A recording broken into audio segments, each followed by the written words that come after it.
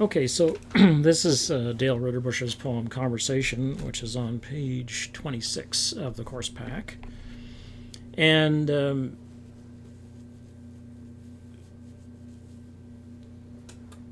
so presumably these are two guys who are sitting in a bar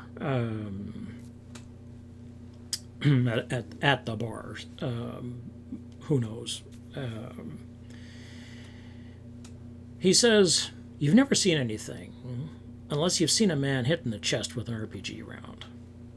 I said, "I guess not," and drank on into the heavy Asian night, waited and packed.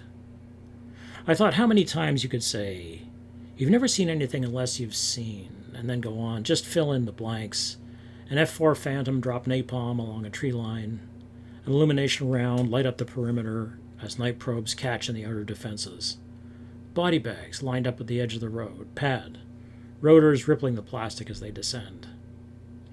And I said, long after that night, after I'd felt their names carved in that stone, "You've never seen anything, anything, anything." Okay, so Dale wrote an article at one point where he's very attuned to popular culture, and he used the sort of phrase, one of the famous phrases from Get Smart, where I don't know if you're familiar with probably not. I don't know. They rebooted Get Smart with Steve Carell, right? And I don't know. Get Smart was very much of its time. It was funny at the time, but I think you also had to be like 8 years old. And when you go back and look, you're like, oh man, this is not funny at all.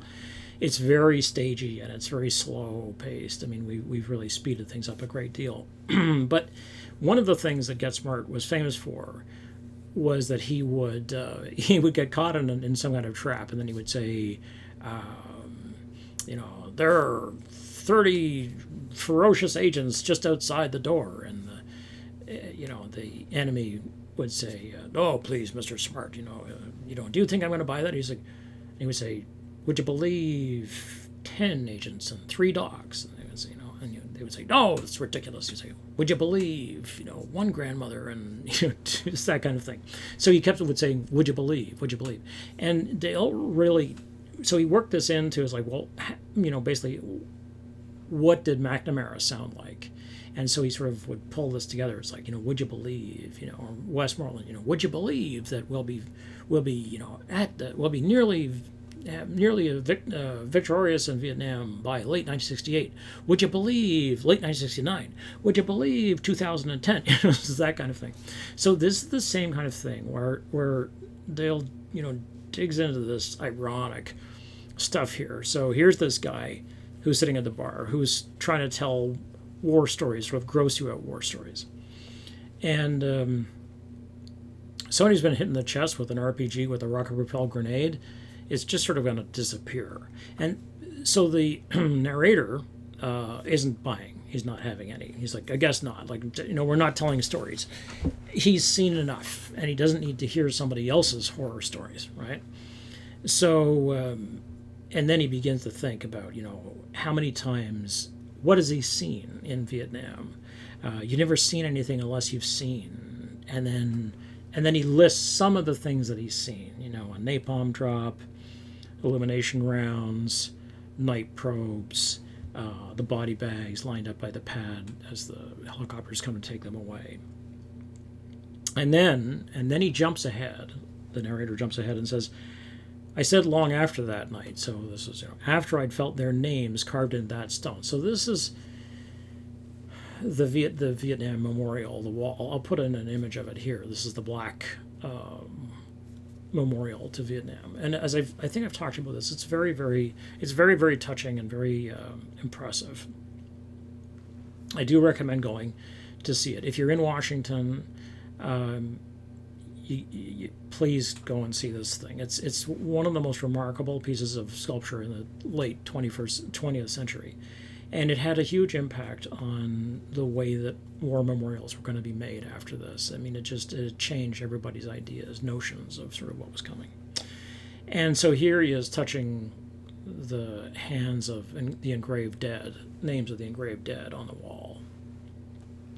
Because everybody who died in Vietnam, as far as we know, is on this wall. They're slowly adding people that have been missed, but they've caught up. So there's 58,000 plus names engraved in this wall, and they're done chronologically. So you start at the beginning, and the war gets bigger and bigger and bigger until you get down to the bottom at the center, when the war is at its worst, and the wall is well above you, and you just feel suffocated. And then it slowly gets smaller and smaller as the war draws down, basically, until you get these last few people who died at the very end of the war. People who died in 1975, or were added later. Now, as I've said before, the suicides are not on this wall, and this has become an enormous piece of discussion. Okay, so here he is touching the wall because they're engraved. The names are engraved, and you can take a rubbing from it. That's how it's designed. It's granite, so they'll give you a sheet of paper, and the Park Service will give you a sheet of paper and some charcoal, and you can take a rubbing of the name of the person that you came to visit, if that's what you did. And so he's touching these, and he's basically saying, "You've never seen anything, and he's moving along the wall because they're dead. So it's very touching, literally. Okay.